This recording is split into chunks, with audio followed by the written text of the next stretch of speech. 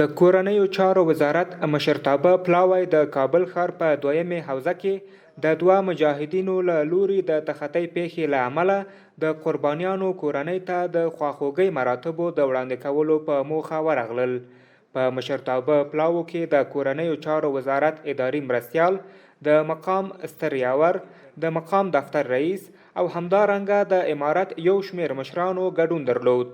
د کورنیو چارو وزارت مشرتابه پلاوو د قربانیانو کورنۍ ته د تسلیت او ډاډګرنې ژور مراتب وړاندې کړل او ویل چې د اسلامي امارت مشرتابه ورځ تر بلې هڅه کوي څو د خلکو د امنیت د ټینګښت په برخه کې کوټلي ګامونه پورته کړي او د سرغړونکو پر وړاندې جدي قانوني چلند ترسره کړي.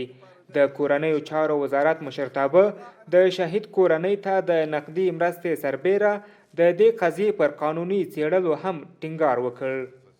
د دې نن شپې یا د دې ماسخوتن په دې وخت کې راجمع کېدلو زموږ ستاسو په دې انګړ کې د هغې په مقصد خو تاسو هم خبرې چې زموږ د دې ورونو سره د فیصل جان د کورنۍ او د هغې د ټولو قریبانو د خپلوانو سره د دوی په غم کې د اسلامي امارت د مشرانو د اسلامي امارت د زعامت غم شریکی ده. نو دغه پیښه باندې چې بله ورځ په کابل کې شوې ده ټول قیادت غمجن دی، د اسلامي امارت ټول مشران پې غمجن دي. موږ تاسو سره په دې غم کې شریک یو. د دې هم درته اطمینان درکوو چې هغه څوک په خولې باندې وینا په الفاظو باندې کوي چې وایي دې کورنۍ ته یا دغه زورېدلو دغه دردېدلو ورونو ته د دې لپاره د عدالت او د دې لپاره د عدالت ورکړی شي. نو بل عملا هغه خلک چې د هغوی نه د عمل خطأ صادر شوی دی هغه نیول شوي دي، فی الحال بندیان دي، هغه تاسو ته یعنې ستاسو فیصلې ته سپارل شوي دي، قضا ته سپارل شوي دي چې تاسو څه قسم صورت دعوه دایر کړله هغه شان فیصله به کېږي. نور د دې پوره اطمینان درکوو چې تاسو څه قسم قضا څه قسم یعنې عدالت غوښتلو هغه انشاءالله هغه به پلی کېږي، هغې کې به انشاءالله څه ذره فرق هم نه وي. زموږ راتلل خالي په دې معنا سره دي چې موږ تاسو سره په غم کې شریک یو.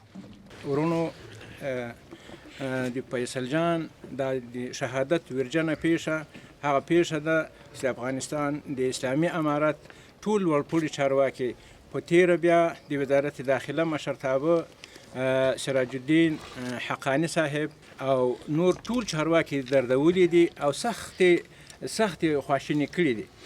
ورپسې د شهید کورنۍ خپلوانو هم خبرې وکړې او د امارت له مشرتابه پلاوي یې مننه وکړه چې په ورتګ سره یې مومند قوم ته اعزاز ورکړ.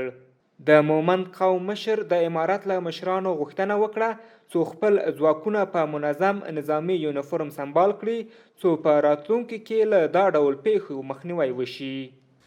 تاسې ټول مومند قوم ته افتخار وباخه. تاسې نن ټول مومند قوم خوشحاله کړ او خوشحاله کړی دي. دغه عسکرو دپاره یونیفرم نظامي هم په وزارت داخله کې هم په وزارت دفاع دا باید رامنځته شي. د خواخوږۍ په دې غونډه کې د شهید کورنۍ یو ځل بیا د امارت له لوري د اعزاز له وړاندې شویو مراتبو مننه وکړه او هغه دوه مجاهدینو ته یې بښنه وکړه چې د تېروتنې له امله پیښه ترې ترسره شوې وه.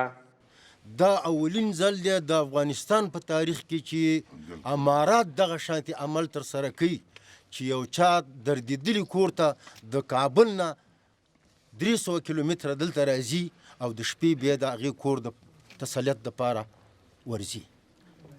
دا د افغانستان په تاریخ کې اولین ځل دی. اولین ځل د افغانستان په تاریخ کې هر څومره نظامونه چې تیر شوي دي دا اولین ځل دی. ستاسو د کور ودانې خدا دې سره ښه وکړي، فرد تاسو سره عسکر سره تاسو سره او هر څه زموږ د خوا نه تاسو ته نور بخشش دی.